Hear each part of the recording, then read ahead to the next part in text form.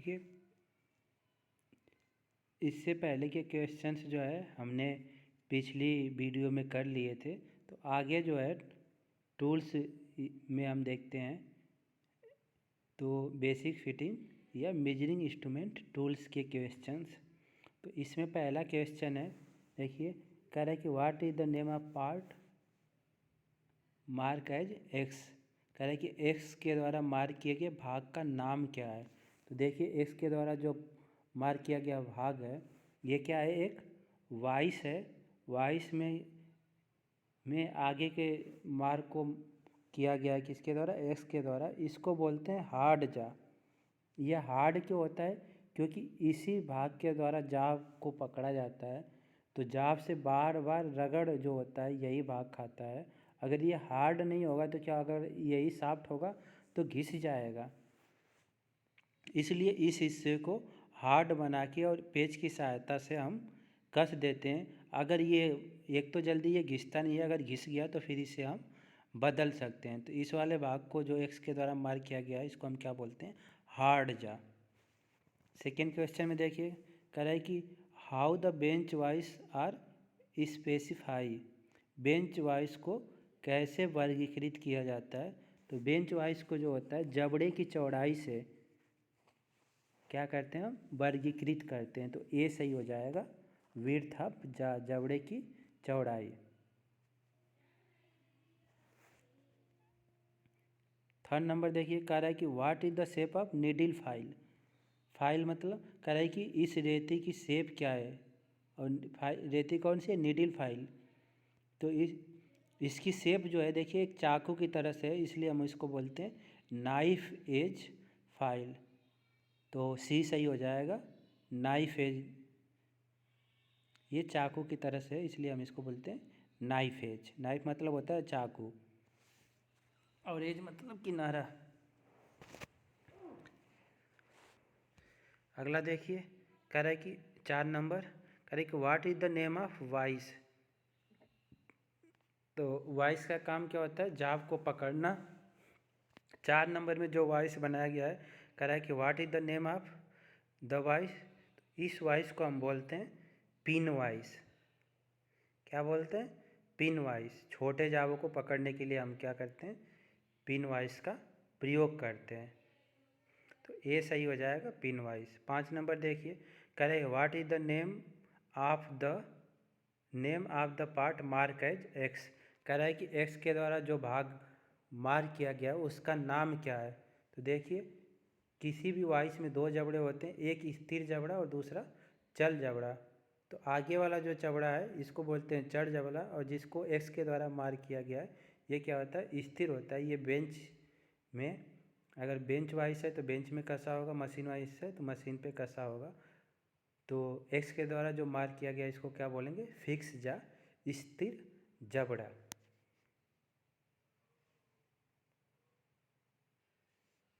अगले question 6 number में देखिए कह रहा है कि what is the name of the vice. कह रहा है कि इस वाइस का नाम क्या है। तो देखिए फिगर में या ड्राइंग में जो वाइस दिखाई गई इस वाइस को बोलते हैं टूल मेकर वाइस। डी सही होगा इसका, टूल मेकर वाइस। 7 नंबर देखिए कह रहा है कि what is the name of the equipment. कह रहा है कि इस इक्विपमेंट का नाम क्या है। तो देखिए अगर यही प्लेन होता तो इसको हम सरफेस प्लेट बोल देते, पर इस पर लाइन खींची हुई है तो इसका नाम क्या होगा, मार्किंग ऑफ टेबल। इसी पे रख के हम जाप के क्या करते हैं, मार्किंग करते हैं। तो इस इक्विपमेंट का नाम क्या है, मार्किंग ऑफ टेबल। डी सही हो जाएगा।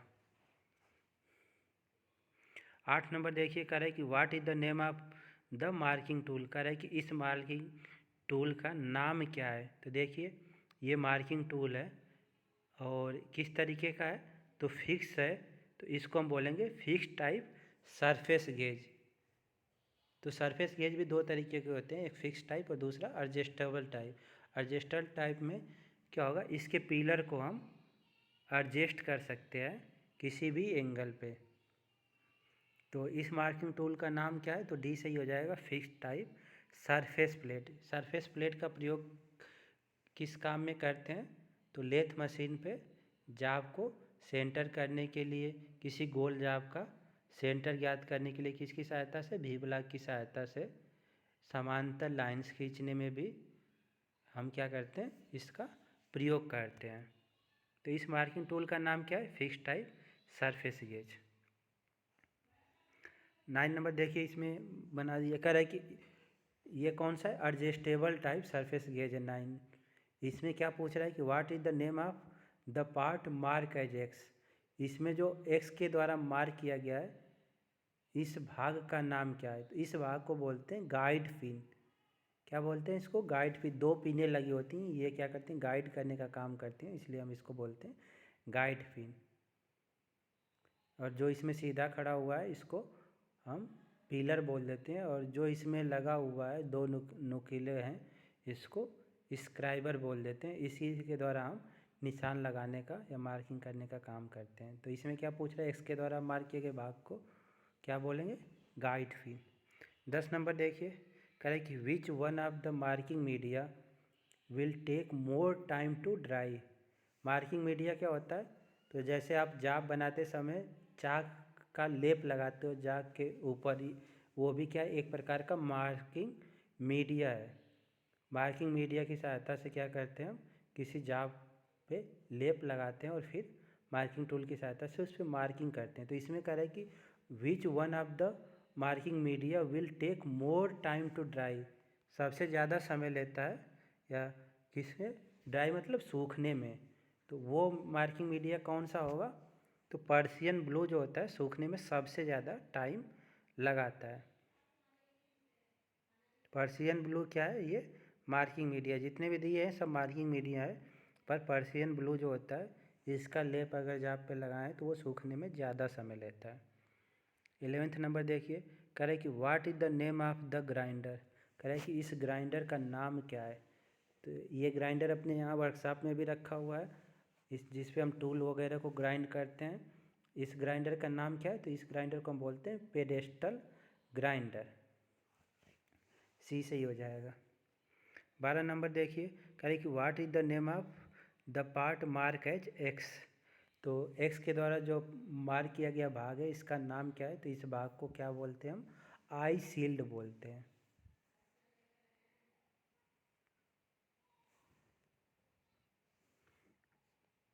अगला देखिए 13 नंबर में, कह रहे कि what is the name of part mark as X. X के द्वारा जो मार्क किया गया भाग है उसका नाम क्या है? तो ये क्या है? व्हील गार्ड है। व्हील की सुरक्षा के लिए जब भी हम ग्राइंडिंग करते हैं तो व्हील की सेफ्टी के लिए इस गार्ड का प्रयोग किया जाता है, ताकि कभी कुछ हो तो अगर व्हील क्या होता है, व्हील की आरपीएम बहुत ज़्यादा होती है, अगर बाई चांस कभी नट बोल्ट या कुछ लूज हो तो व्हील की सेफ्टी के लिए जो होता है व्हील गार्ड का प्रयोग करते हैं। तो एक्स के द्वारा जो भाग दिखाया गया है इसको क्या बोलते हैं? व्हील गार्ड बोलते हैं। अगला देखिए 14 नंबर में कह रहा है कि what is the name of the instrument. कह रहा है कि इस इंस्ट्रूमेंट का नाम क्या है? तो देखिए जो इंस्ट्रूमेंट दिखाया गया है इसको बोलते हैं, देखिए इनसाइड, और किस तरीके का है? तो इस पे स्प्रिंग जॉइंट है।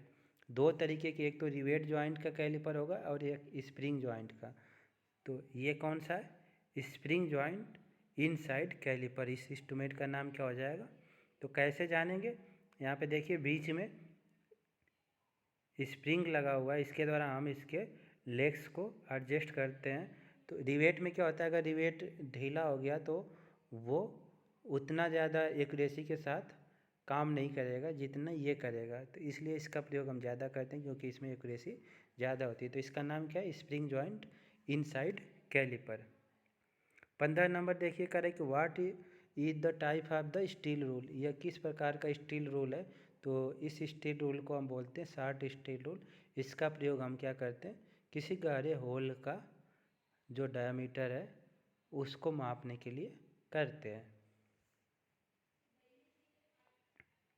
अगला देखिए 16 नंबर का है कि what is the cut off file. यानी इस रेती पे जो कट है इसको क्या बोलेंगे? तो देखिए इस रेती पे जो दांते का कट है वो कर्व के आकार में है, तो इसलिए इसको हम बोलेंगे कर्व कट फाइल, बी सही हो जाएगा इसका, कर्व कट फाइल। 17 नंबर देखिए, कह रहे कि what is the name of the part of the file mark as X. कह रहा है कि एक्स के द्वारा जो मार्क किया गया भाग है रेती का, उसको क्या कहते हैं या उसका नाम क्या है, तो उसको क्या बोलेंगे, शोल्डर। जो एक्स के द्वारा मार्क किया गया उसको क्या बोलेंगे, शोल्डर। शोल्डर के जिस पे शोल्डर में क्या है, हैंडल को फिक्स किया गया है, उसके ऊपर वाले भाग को क्या बोल देते हैं, टैंक। जो नुकीला होता है उसी में क्या करते हैं, हैंडल को लगाते हैं। अगला देखिए 18 नंबर, कह रहे कि what is the name of the file. कह रहा है कि इस फाइल का, ये भी एक प्रकार की रेती है, इस रेती का नाम क्या है, तो इसको बोलते हैं टिंकर फाइल। तो इसका नाम क्या है, जो ड्राइंग में दिखाया गया, टिंकर फाइल। 19 नंबर देखिए, कह रहा है कि what is the name of the hexa blade element mark x. कह रहा है कि हेक्सा ब्लेड के जिस एलिमेंट को एक्स के द्वारा मार्क किया गया उसका नाम क्या है, तो इसको बोलेंगे पिच ऑफ टीथ।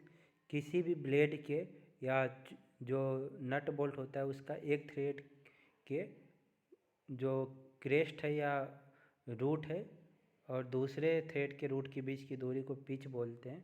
वैसे ही हेक्सा में एक दांते के से दूसरे दांते के बीच की दूरी जो है उसको हम बोलते हैं pitch of teeth.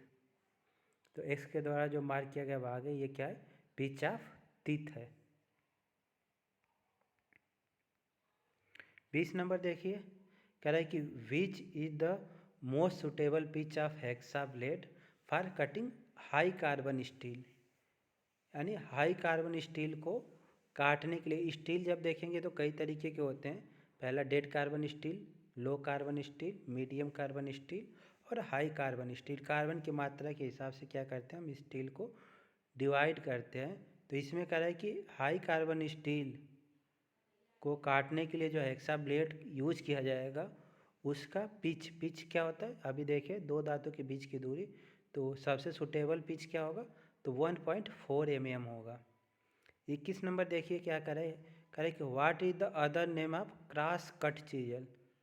Cross cut chisel का दूसरा नाम जो है इसको हम कैप चीजल के नाम से भी बुलाते हैं। तो क्रॉस कट चीजल का दूसरा नाम क्या है, बी कैप चीजल। ये कई बार एग्जाम में भी आया हुआ है। 22 नंबर देखिए, उसी की ड्राइंग बना दिया है, क्रॉस कट चीजल या इसी को हम बोलते हैं कैप चीजल। तो जो ड्राइंग में दिखाया गया 22 में, कह रहा है कि what is the name of the chisel, तो इस चीजल का नाम क्या है, तो इसको हम बोलते हैं क्रॉस कट चीजल या इसी को हम बोलते हैं कैप चीजल। 23 नंबर देखिए, कह रहा है कि what is the name of the part mark as X. X के द्वारा जो मार्क किया गया उसका नाम क्या है, तो इसको बोलते हैं बॉडी। उसके ऊपर जो है हेड, जो सबसे नीचे है उसको क्या बोलते हैं, पॉइंट। तो एक्स के द्वारा जो मार्क किया गया है उसको क्या बोलते हैं, बॉडी। 24 नंबर देखिए, कह रहा है कि what is the maximum carbon percent of forgeable steel. कह रहा है कि फोर्जेबल स्टील मतलब जिस पे हम फोर्ज मतलब चोट मार सके, ऐसे स्टील में कार्बन की मात्रा मैक्सिमम कितनी होनी चाहिए, तो 3%। तो उससे ज़्यादा अगर होगा तो वो क्या हो जाएगा, ब्रिटलनेस हो जाएगा, भंगुर हो जाएगा और चोट मारने पे वो क्या होगा, ब्रेक हो जाएगा, टूट जाएगा।